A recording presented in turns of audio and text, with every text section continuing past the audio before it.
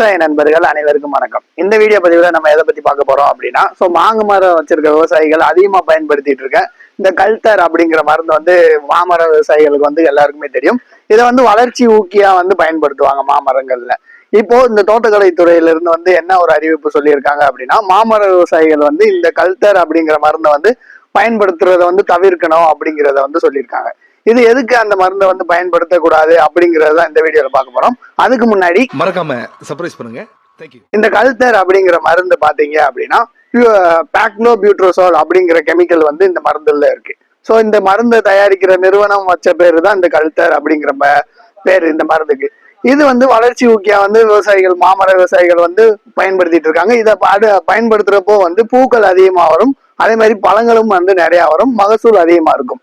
இப்ப இது எதுக்கு தவிர்க்கணும், நம்ம பயன்படுத்தக்கூடாது அப்படின்னு சொல்றாங்க அப்படின்னா, பொதுவா மாமரங்கள்ல ஜிப்ரலின் அப்படிங்கிற ஒரு ஹார்மோன் இருக்கும்.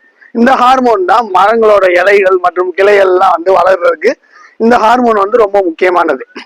இப்போ இந்த கல்தர் மருந்தை விவசாயிகள் பயன்படுத்துற போது, உதாரணத்துக்கு இப்போ இலை வழியா தெளிக்கிறாங்க, இல்ல மணல்ல இதை பயன்படுத்துறாங்க அப்படின்னா, இது அந்த ஜிப்ரலின்னு சொன்னேன் இல்லையா, அதாவது இந்த மரங்கள் வளர்றதுக்கான ஹார்மோன், அந்த ஹார்மோனை அந்த ஹார்மோனோட செயல்பாட்டை தடுக்குது. அப்படி தடுக்கிறப்போ பூக்கள் அதிகமா வருது, அதே மாதிரி மகசூலும் அதிகமா வருது. இப்போ இந்த மாதிரி பண்றதுனால மரத்தோட இயற்கையான வளர்ச்சி தடைபடுது.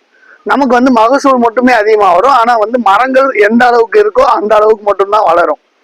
இது இன்னொரு ரெண்டாவது என்ன பின்விளைவு அப்படின்னா, இந்த மருந்தானது இந்த பழங்கள்ல 4 மாசங்கள் வரைக்கும் அந்த நச்சுத்தன்மை தங்குது அப்படிங்கறத கண்டுபிடிச்சிருக்காங்க.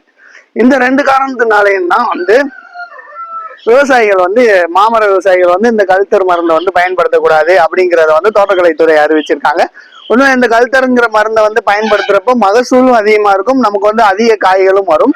ஆனா மரத்தோட இயற்கை மூலயமா பார்த்தோம்னா, அதாவது இயற்கை வளர்ச்சி தடைபடும் அப்படிங்கிற ஒரு காரணத்தினாலையும், அதே மாதிரி இப்போ உதாரணத்துக்கு நீங்க இதை ஏற்றுமதி பண்றீங்க வெளி மாநிலங்களுக்கு அப்படின்னா, உங்களோட பழங்களோட விலைகள் கம்மியாக வாய்ப்புகள் இருக்கு. இதனாலதான் இந்த கல்தர் மருந்தை மாமரத்துல விவசாயிகள் பயன்படுத்த வேணாம் அப்படிங்கறத சொல்றாங்க. இந்த மாதிரி விவசாயம் மற்றும் சார்ந்த தகவலுக்கு நம்மளோட சேனலை சப்ஸ்கிரைப் பண்ணி வச்சுக்கோங்க.